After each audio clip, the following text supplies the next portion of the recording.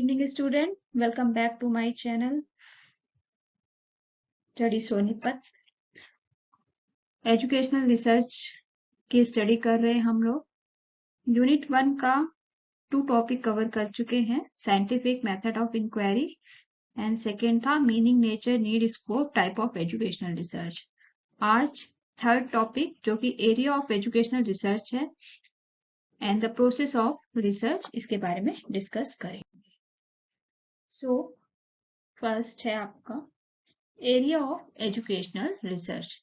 The education discipline has a broad spectrum and subsums almost all disciplines. That's why the area of education research is not confined strictly to the field of education only, but it cut across various disciplines, and that's why often educational research is called interdisciplinary and multidisciplinary. Given below the diagram shows the area of educational research. So, शिक्षा अनुशासन का एक व्यापक spectrum है और लगभग सभी विषयों को समाहित करता है। इसलिए शैक्षिक अनुसंधान का क्षेत्र केवल शिक्षा के क्षेत्र तक सीमित नहीं है, बल्कि यह विभिन्न विषयों की कटौती करता है। और यही कारण है कि अक्सर शैक्षिक अनुसंधान को अंतर अनुशासनात्मक और बहुविषयक भी कहा जाता है। ये मल्टीपल डिसिप्लिन है एरियाज जहाँ पे हम एजुकेशन रिसर्च करते हैं, like educational sociology, educational psychology, teacher education, educational technology, educational evaluation, distance education, comparative education, educational management, economic of education and educational philosophy. ये वन बाय वन देखते हैं इसको। First, educational philosophy.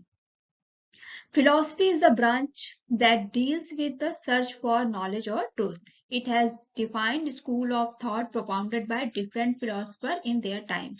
Aristotle, Plato, Swami Vivekananda, Gandhiji, Rabindranath Tagore were some of the known philosophers.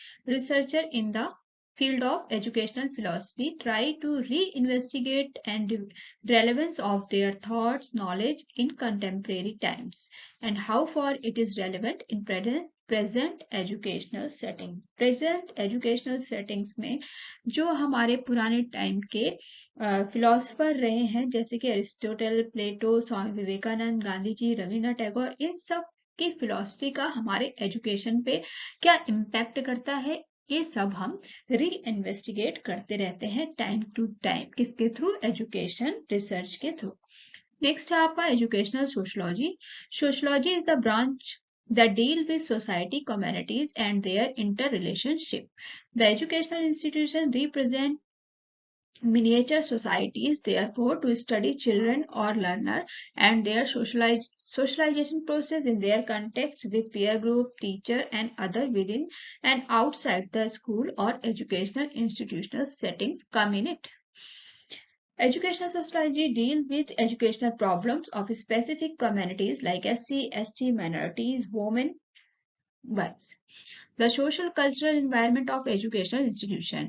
It also deals with group dynamic of different social groups. Social educational sociology में हम किस field पे research कर रहे हैं, जैसे SC, ST, minorities, women candidates हो गए और डिफरेंट टाइप के इंटर रिलेशनशिप विद सोसाइटीज में, इस फील्ड पे हम एजुकेशनल सोशलॉजी में रिसर्च करते हैं। नेक्स्ट है आपका educational psychology. The branch of psychology wherein researches are done predominantly on the teaching learning process and its associated concept to understand the problem of student, teacher and other in the field of learning scientifically. It includes cognition and learning, individual differences concerning intelligence, personality, attitude, aptitude and motivation, etc. So educational psychology के जो main topic होते हैं जिनमें हम research करते हैं वो teaching learning process से रिलेटेड होते हैं, लाइक कि इंडिविजुअल डिफरेंसेस हो गया, intelligence, personality, attitude, aptitude and motivation पर। नेक्स्ट है educational teacher education. Educational research deal with problems of teachers, वो pre-service हो या in-service हो, related to the field of professional development, continuing education, capacity building, teaching learning process, technology, enable teaching along with issues related to personal, social and professional roles of role of studies scientifically. Next है education technology. In recent years, technology has involved the life of the common man and made it easier for them to do things quickly and efficiently in virtual spaces. It has impacted education and the educational process tremendously. Online learning has become the buzzword, especially after pandemic list the whole world. Educational research is going on in the field of technopedagogy for reaping the maximum benefits, especially for socioeconomically disadvantaged group. So pandemic के बाद after Covid educational technology का use धीरे धीरे सभी field में बढ़ता गया है, तो हम इस फील्ड का भी एजुकेशनल रिसर्च के थ्रू रिसर्च करते हैं. नेक्स्ट आपका है educational evaluation. Educational evaluation has been another area of research that has continuously evolved over the decades. New ways and means of assessment and evaluation of students are being researched which would give accurate and comprehensive information about the performance of student with and outside the classroom. Learning analytics is one of the areas where evaluation is used not only to collect information about individual progression in academic but also to provide adequate feedback about the weak area so that student can work upon their weak area to excel in the forthcoming evaluation. Educational evaluation के अंदर student का evaluation किया जाता है, assessment किया जाता है. जिस एरिया में वो वीक है उस एरिया को एवरेट करने के लिए एजुकेशन इवेल्युएशन का रिसर्च किया जाता है. नेक्स्ट है distance education. Distance education is another area where researchers has been conducted and integration conventional and emerging technologies and re-volatilize in term of reach and impact on the learner.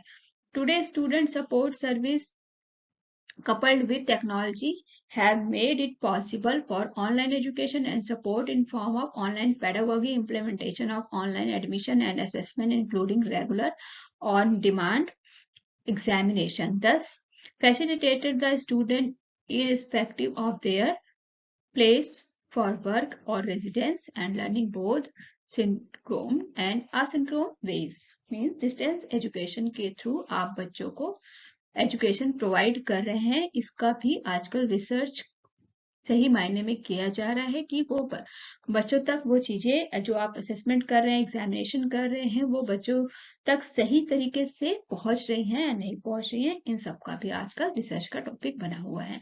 Next है comparative education. Comparative education is another area of educational research where research are being undertaken to study the education system of the countries or religion and thus help the native countries to improve upon their education system as per the global and regional standards.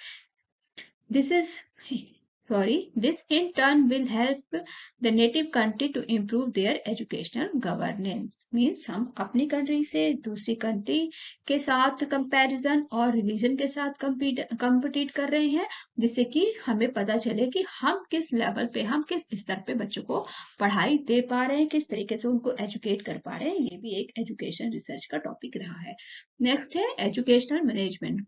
Educational management and governance administration are the area where researchers are continuously going on, especially related to educational leadership, online examination management system using learning management system schemes and programs of the welfare of various governments so that benefit reach to the beneficiaries, so to help policymakers, planner and administrator to make resource allocation and decision efficiency and effectively. Education management के जो areas है जहाँ पे हम mainly research कर रहे हैं वो क्या है, management system, scheme, welfare program, government benefit scheme, ये सारे एरिया है जिसपे हम एजुकेशन मैनेजमेंट में रिसर्च कर रहे हैं। सो ये हमारे कुछ एरियाज थे जहाँ पे हम मोस्टली आजकल रिसर्च हो रहे हैं।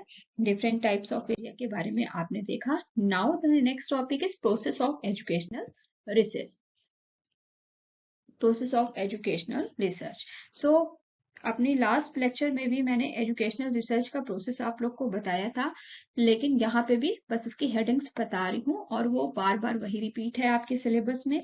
टू टाइम ये रिपीट हो चुका है, क्योंकि देखिए मीनिंग, नेचर, नीड, स्कोप के साथ भी प्रोसेस आया, उसके बाद साइंटिफिक रिसर्च का भी एक प्रोसेस था। नाउ थर्ड टॉपिक में भी रिसर्च प्रोसेस का टॉपिक है, तो सेम ही है। रिसर्च प्रॉब्लम, पहले आप रिसर्च के लिए एक प्रॉब्लम, एक एरिया सेलेक्ट करते हैं। देन रिसर्च प्रॉब्लम मतलब शोध की समस्या, identification the problem, the research problem, शोध समस्या। सेकंड है formulating of hypothesis, formulating of hypothesis and objectives, यहाँ पे हम उद्देश्य और परिकल्पना का निरूपण करते हैं। Then the method to be use, प्रयोग के लिए हम कौन सा मेथड यूज करेंगे। देन डाटा कलेक्शन, डाटा संग्रहण, कैसे डाटा को कलेक्ट करेंगे, नंबर ऑफ डाटा कितने होंगे, पॉपुलेशन कहाँ क्या होगा, कितना डाटा कलेक्ट करेंगे, यहाँ पे आएगा। देन आपका है analysis and interpretation of data, data का विश्लेषण और विवेचन करेंगे। लास्ट स्टेप है आपका रिपोर्टिंग द रिजल्ट, परिणाम की सूचना देना। जो भी हमारा एनालिसिस के बाद जो भी रिसर्च का रिजल्ट निकला है उसका करेंगे और एक अपने रिसर्च की समरी तैयार करते हैं। सो ये आप थर्ड टॉपिक आज कंप्लीट हो गया है। कल हम नेक्स्ट टॉपिक लेंगे रिसर्च का, जो यूनिट 1 का लास्ट टॉपिक होगा आपका qualitative and quantitative research. So hope कि आप सभी लेक्चर को देख रहे होंगे, पढ़ रहे होंगे, नोट्स तैयार कर रहे होंगे। और अगर कोई टॉपिक आप लोग को इसमें समझ में नहीं आया है तो प्लीज मुझे कमेंट बॉक्स में बताइएगा, मैं उसका लेक्चर प्रिपेयर कर दूंगी आप लोगों के लिए। अगर नोट्स चाहिए तो नोट्स के लिए कमेंट्स बॉक्स में बताइए। So keep watching, keep learning, thank you, have a nice day.